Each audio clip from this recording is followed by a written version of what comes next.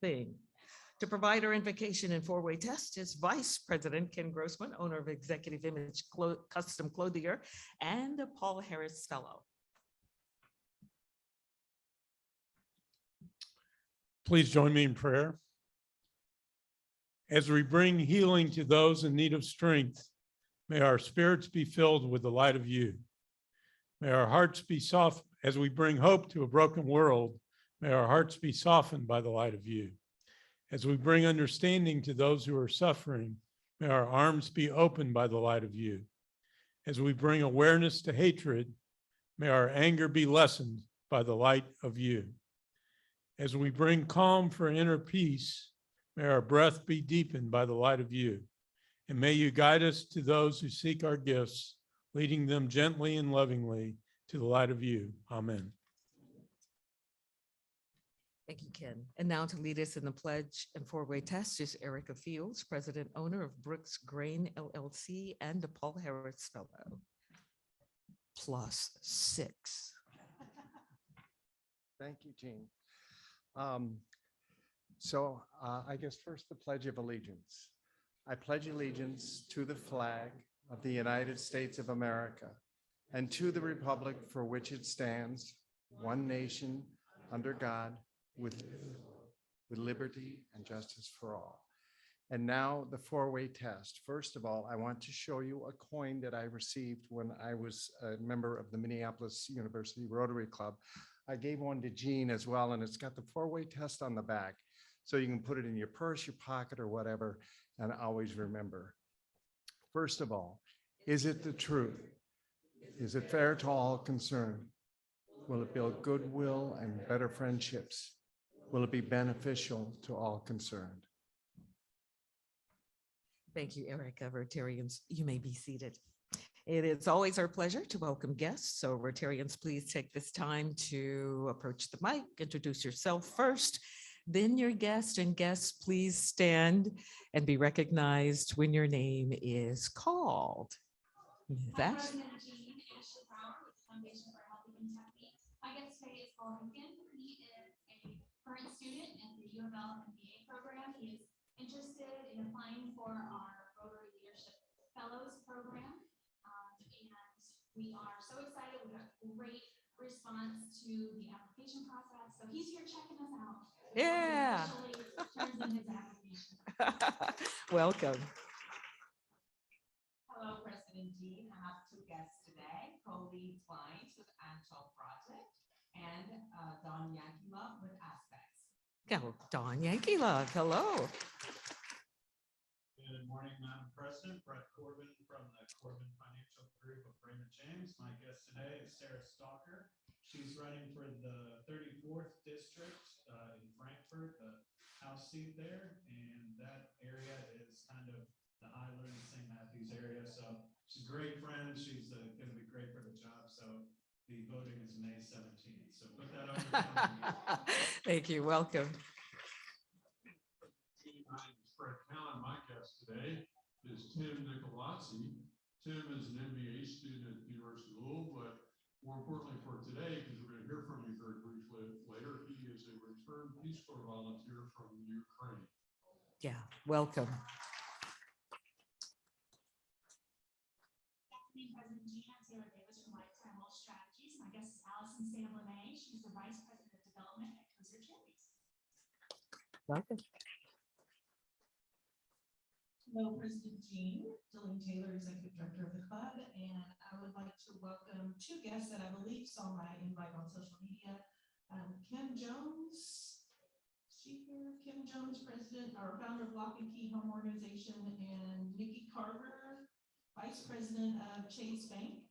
And also want to mention that our speaker today has her husband with us, Jared, and guest Jessica Blitz. So remind me of the name of your company, Jessica.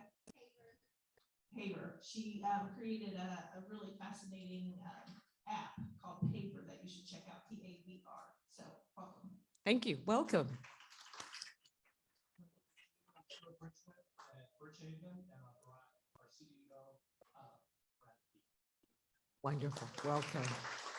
And guests, if you'd like to learn more about Rotary, we have a What is Rotary table over here, and our handsome mentor over there, Craig Sherman, will be at the table to answer any questions you may have about our Rotary Club. Okay, it is time now for our Cajun culture class. Haha, get ready to sing.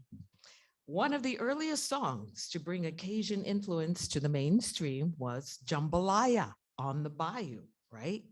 Had a #1 hit in 1952 with this classic tune about jambalaya, crawfish pie, filet gumbo. All right, who was it?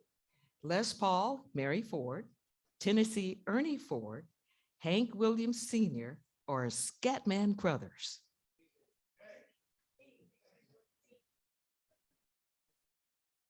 All right, who said C? All right, Hank Williams Sr. Right, very good. Jambalaya on the Bayou has been covered by many artists over the past 55 years. Artists like Joe Stafford, Fats Domino, Jerry and the Peacemakers, and Dolly Parton. And who knows the next line to that song? Jambalaya, crawfish. Ah, very good. He gets Rick Hardin gets the prize. Okay, I'd like to welcome now Jay Mallory, Executive Vice President of Marketing and Business Development for ImageQuest and Chair of our Membership Committee, to the stage to help welcome our new members. Let's see, would Judd Hendricks, Dan Maloney, Dave Christopher, Dr. Swanee Jett, Sharon, Riemann, got it. Corey Miller, Janet Patterson, and Rick Smith join me on the stage.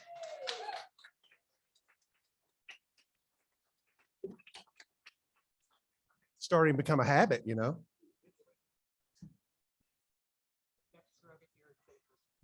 Oh, there we go.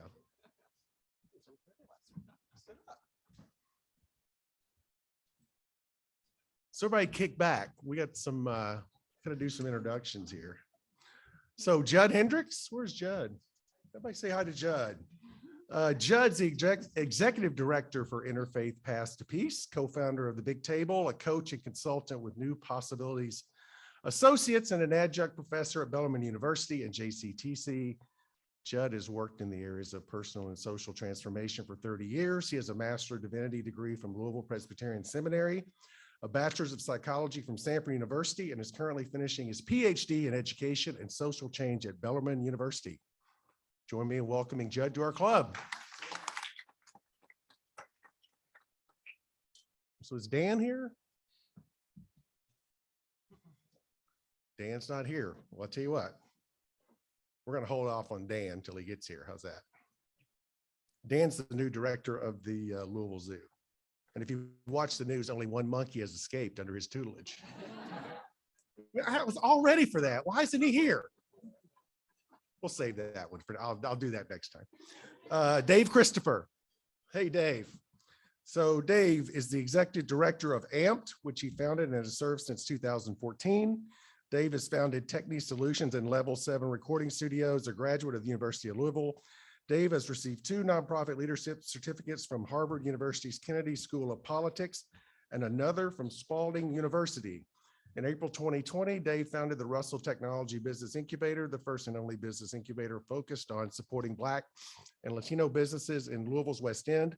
Dave is a U.S. Air Force veteran. He has been recognized with many awards and serves on a variety of boards. So join me in welcoming Dave.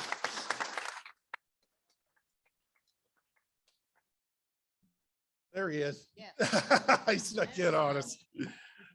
Dr. Swanee Jett, welcome to the club. Dr. Jett was selected as the new CEO of Park Duval Community Health Center in August 2021. Previous appointments included Health Commissioner for Brookline Department of Health in Massachusetts, Health Officer Surgeon General for Seminole County, Florida, and Health Officer for Bullitt County Health Department in Kentucky. Dr. Jett is Lieutenant Colonel in the Rhode Island Air National Guard, where his latest assignment was in Senegal, Africa, assisting with the Ebola virus outbreak. He received the Bronze Star Medal from serving in Operation Iraqi Freedom from 2006 to 2008. Dr. Jett holds a doctorate of public health with emphasis in environmental health and preventive medicine from the University of Kentucky, Master of Science degree from the University of Tennessee in biosystems engineering, and a Bachelor of Science in agricultural statistics from Tennessee State University. So welcome our smartest Rotarian, Dr. Jett.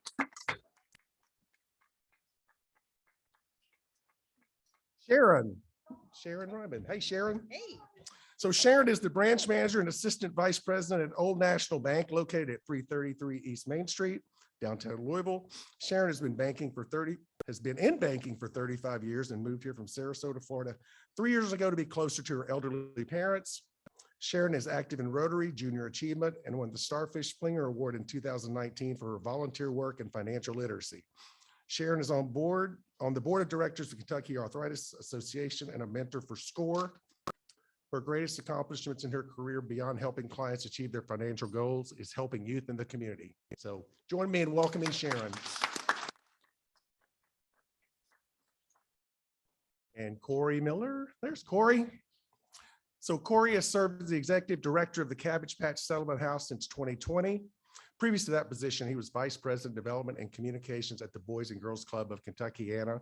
Originally from North Carolina, his career has been focused within the public sector for 30 years of experience, working in nonprofit, church, and government organizations. He received his BA from Sewanee, the University of the South, and received a master's in public administration from the University of Kentucky.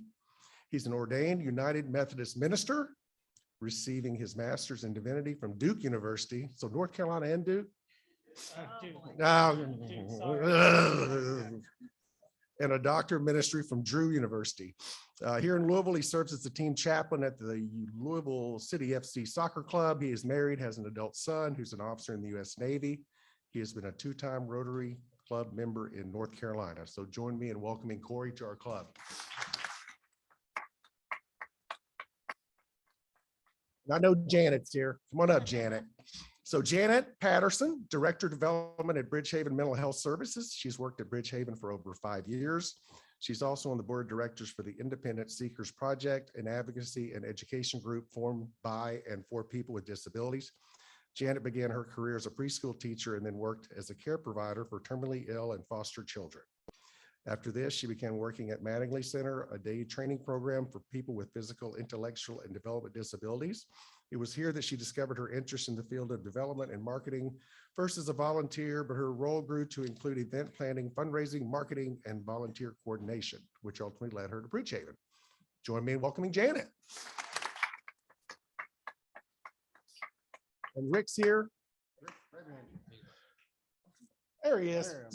Rick's back. If I remember Rick, we got him back. So Rick has over 30 years experience in higher education, administration, nonprofit leadership, healthcare administration, public relations, crisis communications training, marketing, business development, diversity training, and television news. He has a good resume there. He currently serves as the Associate Vice President of Economic and Career Development for the Kentucky Council on Post-Secondary Education. Previously, he served as the President and CEO of the United Way of Ross County, Ohio. He also operates Smith Consulting Solutions, SCS Inc., a consulting firm specializing in fund development, crisis management, media training, and more. Smith has served on several boards and committees, including Leadership Louisville, the Kentucky Derby Festival, Kentucky College of Art and Design. He has a Master of Arts degree in Broadcast Communications from University of Louisville, Master of Business Administration degree from Kennedy Western University, and a Master's in Philanthropic Studies degree from the Lilly School of Philanthropy. Why am I struggling here? Indiana Purdue University, doctorate in educational leadership, Bradley University. He's been a Rotarian for more than 25 years. So welcome Rick back. And did Dan sneak in? Dan, I had a great joke earlier. You completely missed it. Did you hear it? So I said, since you've been here, only one monkey has escaped. That's right. But he's back, right? Yes, that's hilarious. I mean, it was a small monkey. It was like one of the gorillas got out. Welcome Dan to our club. Dan has made his passion for wildlife his career, serving some of the world's top zoos. He comes to Louisville from Jacksonville Zoo and Gardens, where he was deputy director. Dan has also served as GM for Life Sciences at Australia's Melbourne Zoo, a curator for the Wildlife Conservation Society, and general curator for the New Orleans Audubon Zoo, where he led the crew who remained behind during Hurricane Katrina. A proud Rotarian, he served as president of the West Jacksonville Club. Dan is thrilled to be Louisville's 5th director, and he and his wife Laura have already put down roots by purchasing a fixer-upper in the Cherokee Triangle neighborhood. Welcome, Dan. Thank you very much. And then we have, last but not least, here we go. Everybody welcome back Jason Pierce. He's with Boy Scouts. He was on a little hiatus, but now he's back. So took a pandemic pause, so now he's back. So join me. Let's give one last round of applause for all of our new members.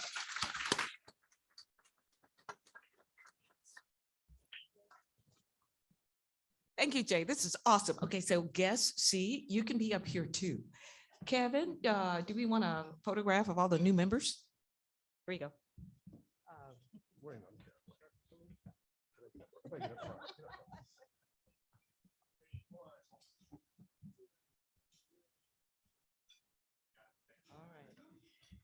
Awesome. Another hand for our newest members, and I will be putting you all to work very quickly. All right. Now I would like to welcome to the stage Fred Cowan, retired judge of Jefferson Circuit Court, club director, Paul Harris Fellow, ×5, and Peace Fellows Committee Chair, to speak for a moment about partnering for peace in Kentucky and the fight in Ukraine. Fred. Thanks, Gene. You may have noticed that Jay was reading kind of quickly because we have a big program, hopefully not long program today. And I wanted to come before you today, not to talk about the Peace Fellows program. That's last week. That's totally separate matter, but to talk about a new effort. It's a district-wide effort, but it is also involves all the clubs, called Partnering for Peace. And what Partnering for Peace is, it is a collaborative effort between Rotary and the Peace Corps. Rotary International and the Peace Corps adopted a memorandum of understanding a few years ago about working together because they have so many similarities in their goals of peace and reconciliation and service. And our International Service Committee on the district level a couple of months ago talked about trying to initiate this process in Kentucky. We have a lot of returned Peace Corps volunteers in Kentucky, several hundred. And of course, we have a tremendous number of Rotarians across the state who are interested in service. So the idea was to bring these two forces together in some way, and it is through a concept called Partnering for Peace. Susan Zepeda, Rick Harnett, and I have been working on a district level, and now we're bringing it to you on the local level. And what we need your help, and it's not just 2 or 3 people working on this. It has to be a district-wide and a club-wide organization.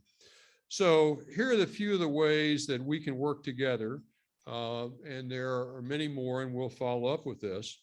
There are over 6,000 current Peace Corps volunteers in developing countries around the world, and many are in areas where there are active Rotary clubs. So if we can put together and help put together existing Peace Corps volunteers with their Rotary clubs in those districts that need development help, that's one goal that Partnering for Peace has in mind. And we can help from a distance if we can identify, somewhat difficult, but identify Peace Corps volunteers. There are probably many in the Louisville area who are overseas right now, that if they had a connection with this club, there might be some ways that we could assist them. Secondly, we can work a lot with returned Peace Corps volunteers, as I mentioned, and we're already starting to do that. In a minute, you'll hear from a returned Peace Corps volunteer here to try to bring them in. And they don't necessarily have to come in as full members of Rotary. There are probably, I am a returned Peace Corps volunteer. That was many, many, many, many years ago.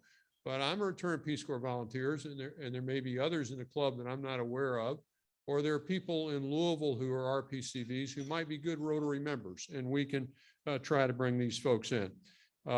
We can provide speakers and contacts between the two groups so that we, as we're doing today, we can have a returned Peace Corps volunteer address our group, or a Rotary member go to a returned Peace Corps volunteer group, which meets in Kentucky.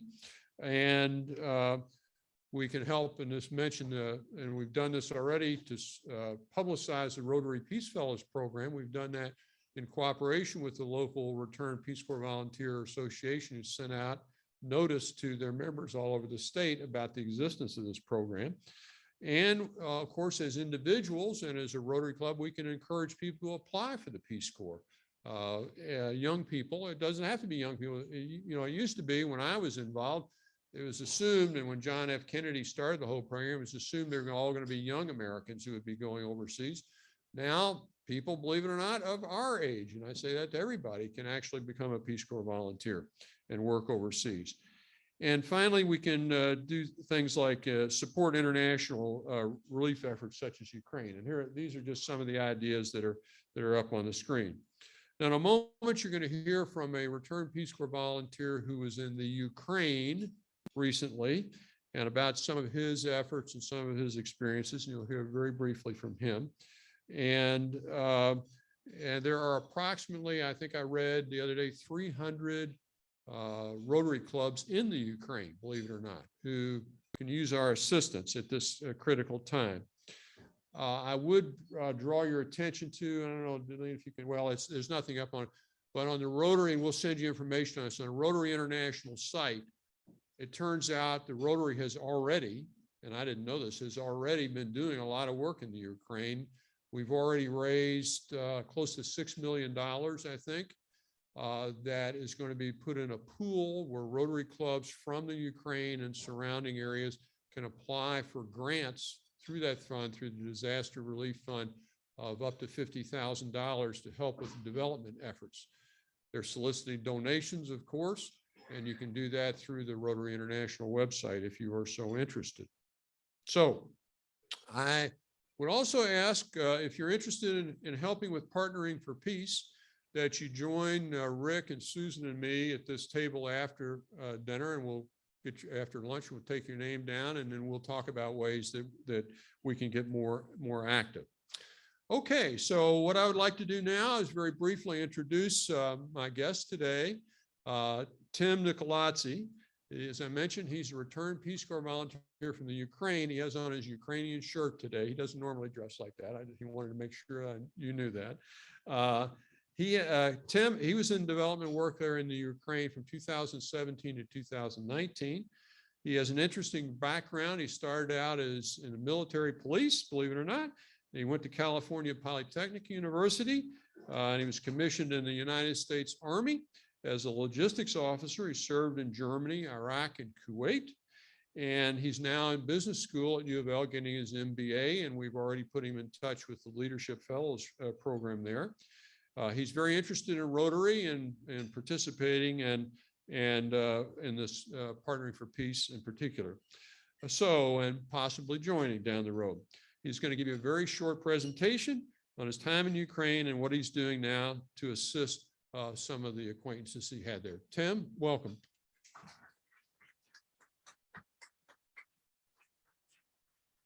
First, I'd like to say thank you everybody for taking the time out and carving out some time to listen to me. I do appreciate it. It is an honor to come and talk about Peace Corps. I love talking about Peace Corps. Yeah, I served, as I said, from 2017 to 2019 in Ukraine. It was a extremely phenomenal experience. I really I loved my time in the military. For all you vets, my time in the military was fantastic. It was a lot of fun, and it was fantastic serving. But towards the end of my career, I just wanted to find a way to serve back and do something that wouldn't benefit me as much as it would benefit others. So I decided to just change focuses and join the Peace Corps. And I can say, out of everything that I've done in my life, serving in the Peace Corps was one of the most beneficial things I've ever done for myself. And I really hope I was able to help the community. A little bit about these pictures. That's me and my host mom and my Ukrainian counterpart. So in the picture and here I'm wearing my vyshyvanka, which is a traditional Ukrainian clothing. They still wear them today. It's not like every day. It's kind of like formal wear.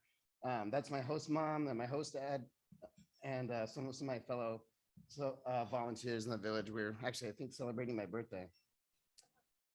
This is one of my classes of students. I did teach English. I taught English. I taught leadership and some other things. And yeah, those are my students in my school. And this is the apartment that I lived in with my host family. I don't know. So is that it? Is that it? Yeah, perfect. I know I'm getting the hook. I know you guys have a presentation. So again, thank you. It's been an honor, and thank you for taking interest in Ukraine. I will hang out if anybody has any questions. I'd love to talk about Ukraine and Peace Corps. So thank you. Okay, and now to introduce our speaker, Ingrid Hernandez.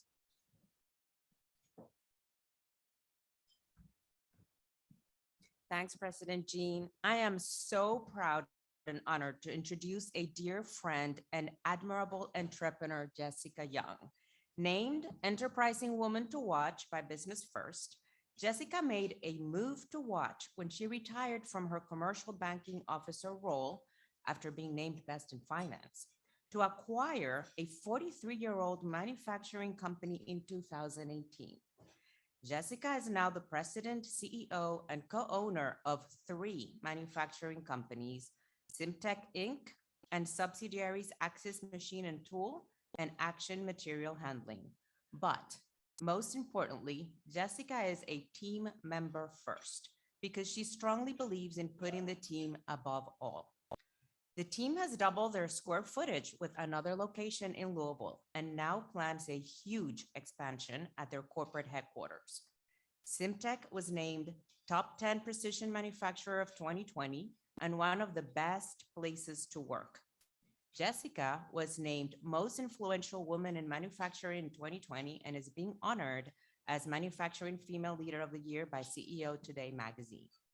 She made another move to watch along 4 other female business partners, launching New Vines Distribution Company, the first and only female-owned distribution company in Kentucky, and now listed as one of the most admired companies in hospitality by Today's Woman magazine. Jesika's belief in women empowerment runs deep as she served as president of the National Association of Women Business Owners, where she led the She Means Business movement. And she continues to serve in several boards as one of the founders for the Women's Foundation of Southern Indiana, Impact 100, Women Who Whine for a Cause, very important, the United States Global Leadership Coalition, One Southern Indiana chapter, and as the first female president of the Metro Manufacturing Alliance. Please welcome Jesika Young.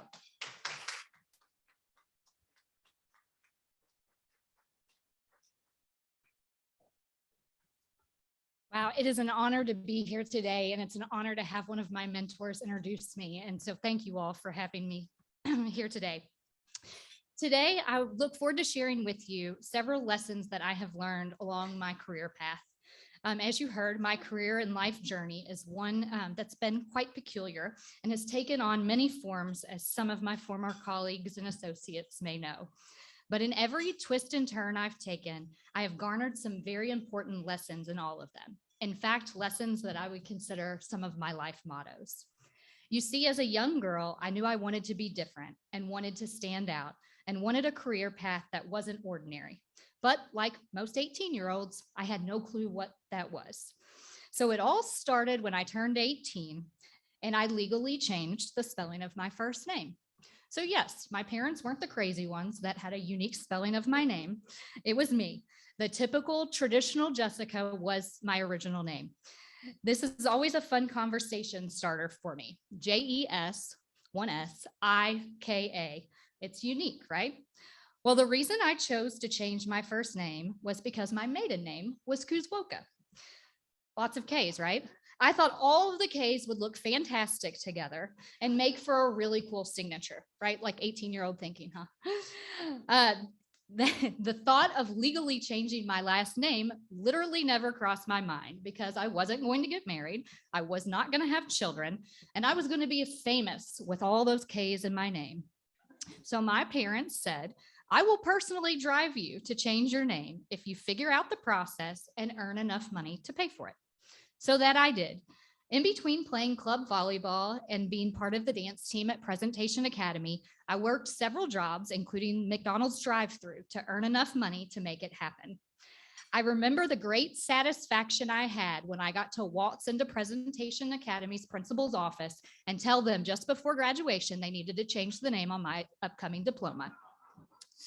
I believe this was a turning point for me in understanding processes, repercussions, as well as working for something.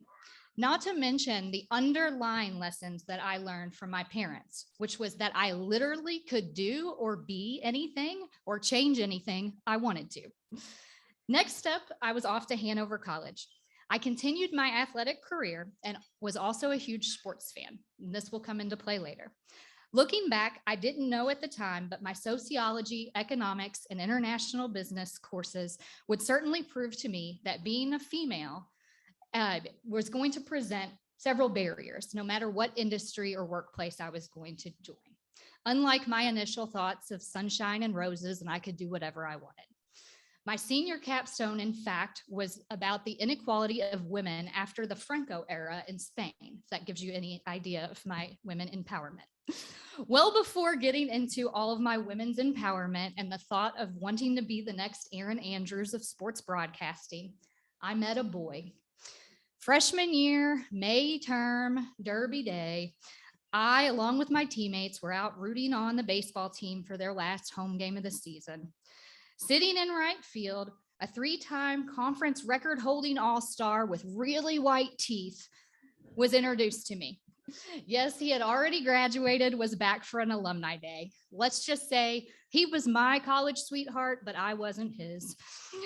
But we've been together ever since. Coincidentally, that summer, he was living and working in Louisville, where I came back to.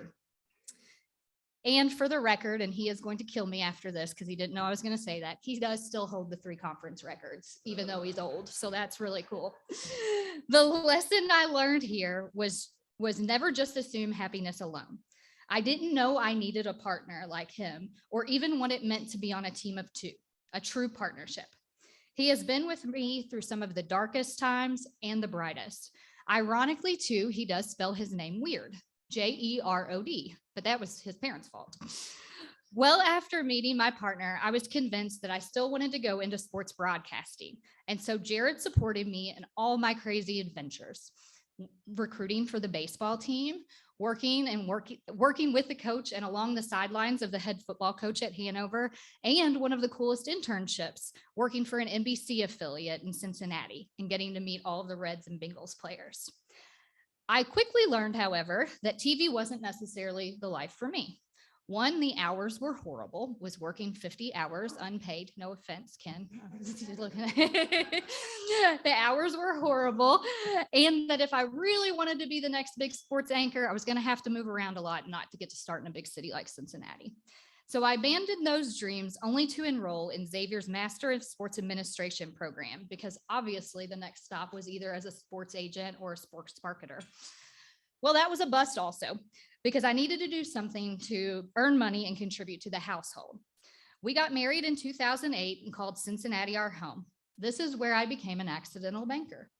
I came up through the ranks and held a myriad of roles, eventually retiring as a commercial banker. I did learn a lot as a banker. I learned what works and what doesn't work during acquisitions. I went through 5 of them in my short career.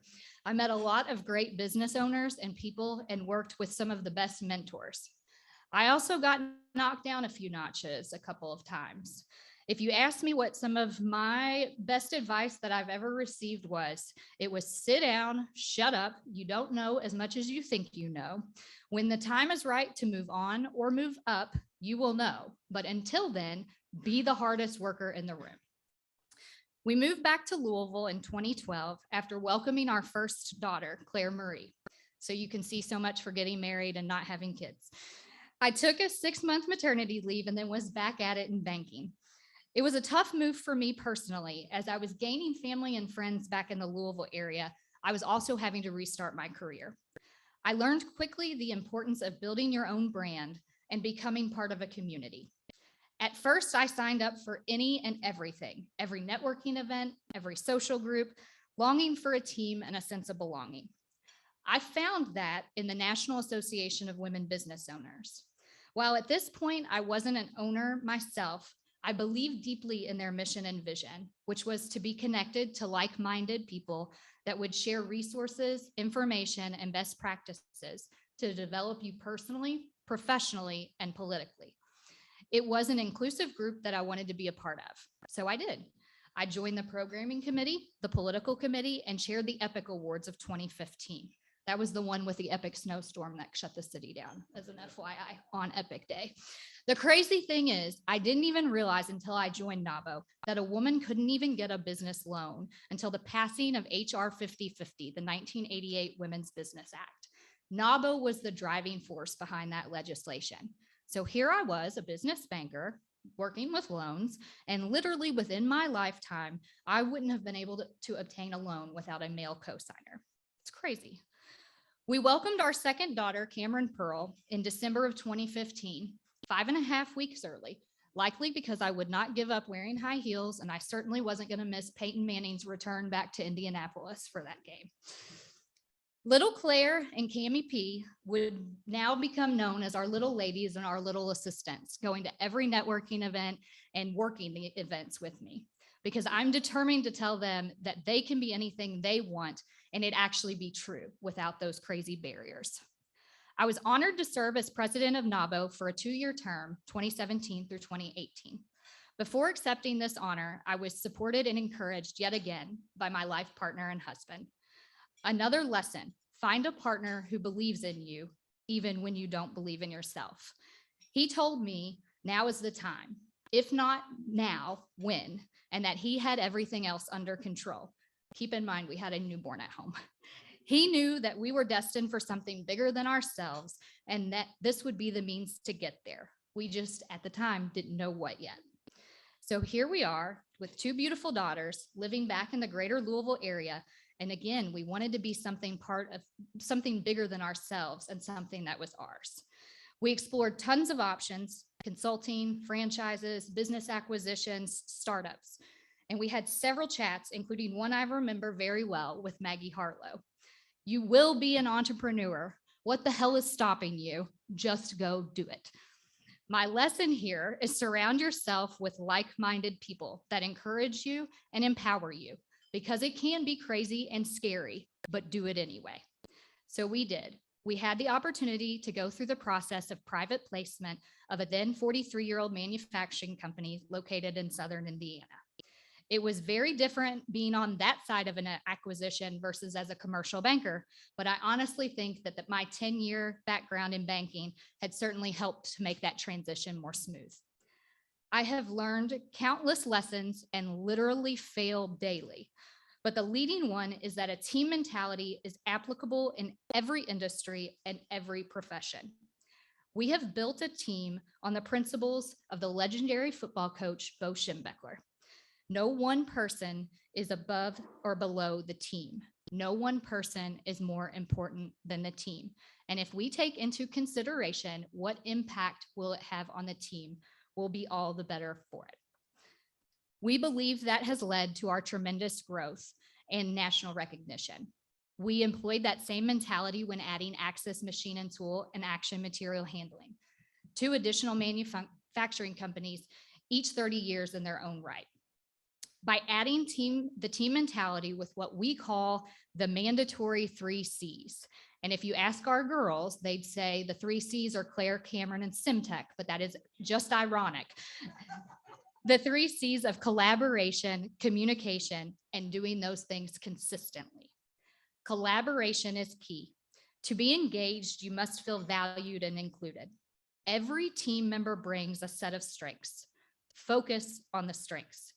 Each person brings their own unique background, thinking style, experiences, and operating rhythms. The lesson here is that with collaboration, Someone's strengths are not a threat to mine. To work as a team, we must always play to the team member's strengths. Communication. It is as necessary as breathing. It is important to communicate, and specifically to communicate the why. Why are we doing this? Why does it matter? By articulating clearly the why, the team will be unified in the goal. Communicate the what. What role will each be playing in the success? What should we avoid? What could we do differently? What process are we going to follow? Communicating without ego and without being scared. Again, a lesson learned. Communicate the wins, no matter how small, and adversely communicate the losses. Lastly, of the 3 C's, consistency. That's the power is in consistency. It is the hinge that brings it all together. I like the word hinge because it's a manufacturing word. Without consistent collaboration and communication, there is no team. There is no common goal. So if we fast forward past 2020, because we all know what happened, and honestly, they say your first 2 to 3 years in business are the worst. Who would have guessed a global pandemic, industries falling out, and now supply chain and logistics issues? It's been a blast. But here we are, excited to announce that Cimtech headquarters is expanding, and we plan to grow the manufacturing empire and our team. Speaking of exciting news and coming out of a pandemic, myself and my 4 amazing partners, Amanda Berry, Jessica Bledsoe, Becky Duncan, and Erica Outlaw, beat literally every barrier of entry and continue to run our own independent organizations while becoming the first and only female and veteran-owned distribution company in the state of Kentucky.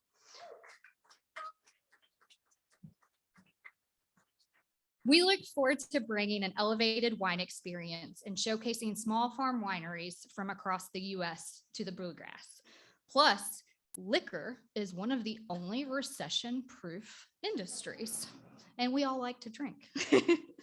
The lesson learned in the liquor industry is that it is certainly an unforgiving industry. Unlike manufacturing, where you may be out of spec or out of tolerance and you just recreate something, in liquor, you could go to jail.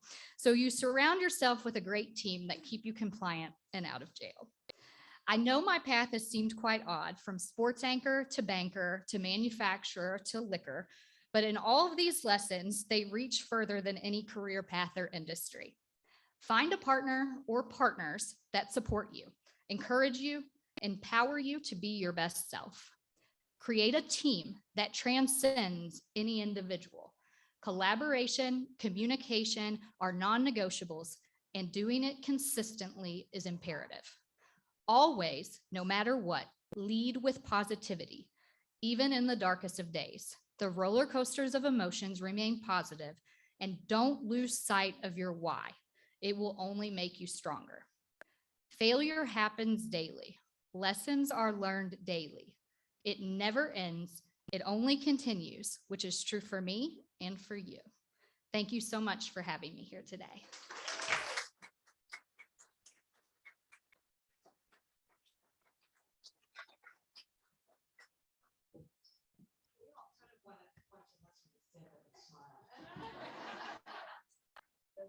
So the whitest teeth. To tell you a funny story, this was unplanned at our wedding, and my dad's speech, my sister's speech, and his brother's speech all mentioned Jared's very white teeth. It was great. So,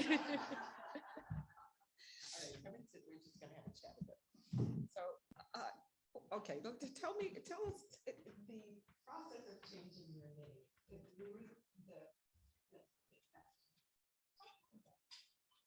Well, honestly, in the mind of an 18-year-old, all of the K's did look very cool together and was a very neat signature.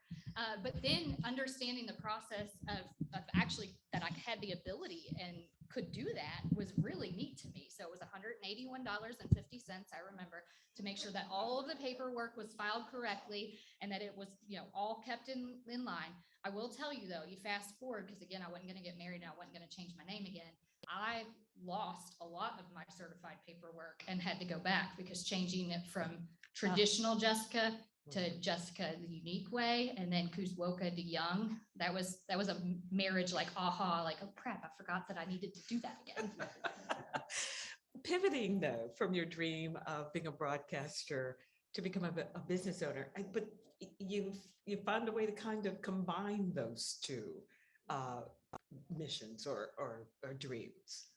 Well, so we are huge sports fans. And so we were both athletes, and being a part of a team, you have a unified goal, you're looking to accomplish something, you play to strengths.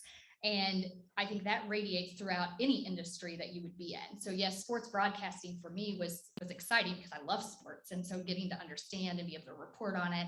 It was at the rise of Erin Andrews. So that was really cool to see her on the sidelines, but then transitioning into business ownership. It doesn't matter what industry you're in, even in banking, you were part of a team.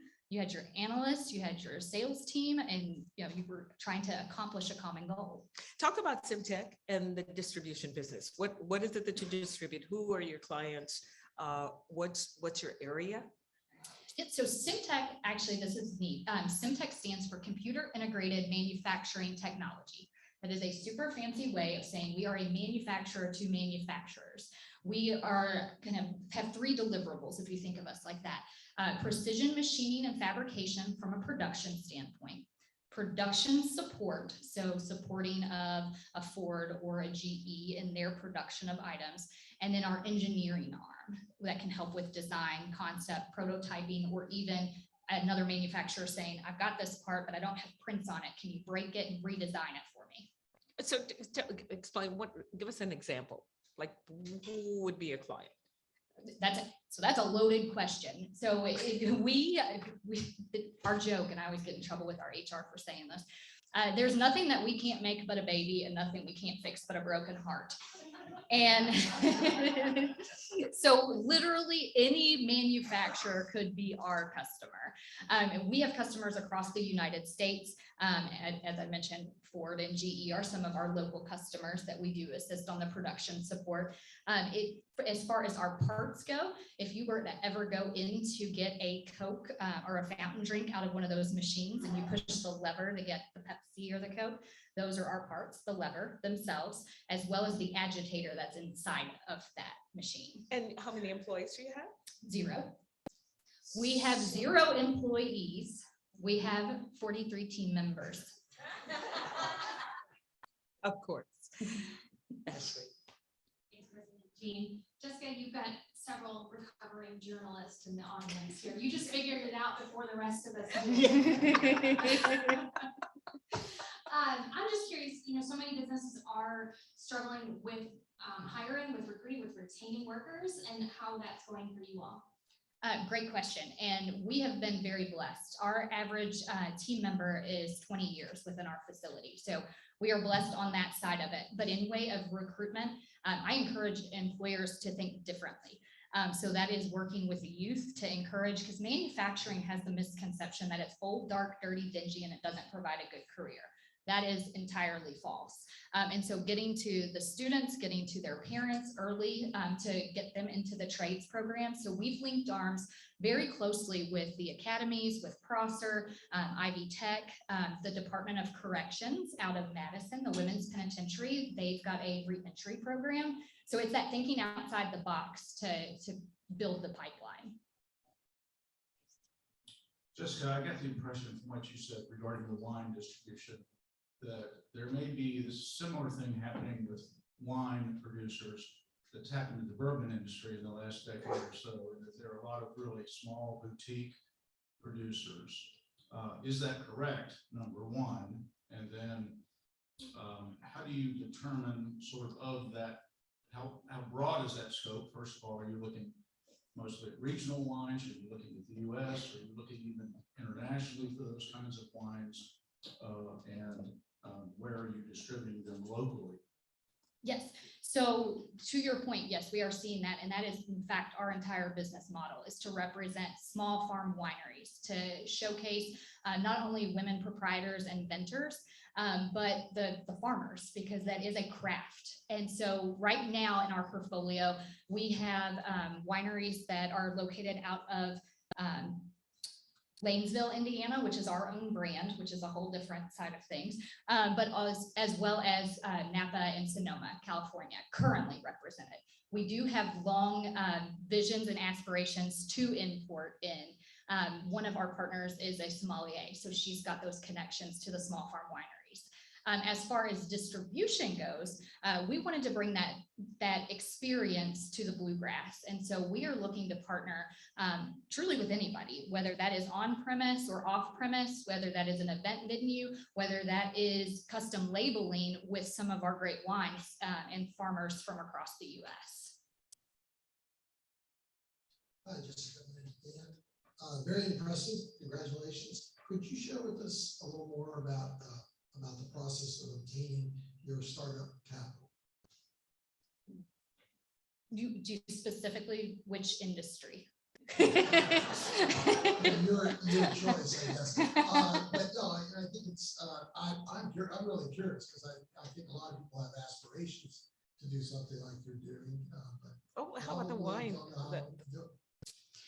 Yeah, so I guess I'll kind of delineate between the two. So from a manufacturing standpoint, my commercial banking background was very beneficial. So just full transparency on that. It was a revenue producing company, and when you're looking to purchase something, it should be able to pay for itself.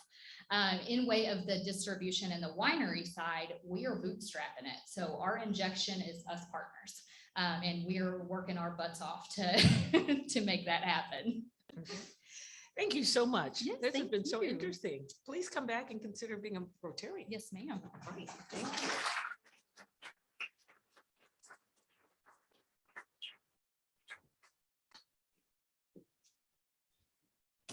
Okay, now we'll bring Ken Salvaggio back to the podium for announcements. Thank you, Jessica. That was awesome. Next week's meeting will feature J.K. McKnight, the founder of Art of Impact. The menu will be pork chop, and a vegetarian gluten-free option is available upon request. If you'd like to attend the meeting here, RSVP by 4 o'clock tomorrow, or scan the QR code on your table to register. You can also scan the QR code on your table to register for our next Business Synergy event at the new Watch Hill Proper Bourbon Club in Norton Commons, Tuesday, April 12th from 5:30 to 7:30. We'll be having our Earth Month cleanup event Saturday, April 23rd from 9 to noon. Volunteers will meet at St. Mark's Episcopal Church parking lot, 2822 Frankfurt Avenue. We'll be making the storm drains with stickers. Registration info is on our website and in Sparks.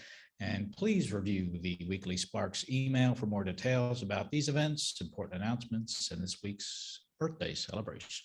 President Jean. All right. Thank you so much, Ken. And again, visitors, guests, if you want to learn more about Rotary, the What is Rotary table is over here, and Mr. Craig Sherman is going to be making his way over there too. Thank you very much for coming. We would love to have you come back. Everybody, do good, have fun doing it. This meeting is adjourned.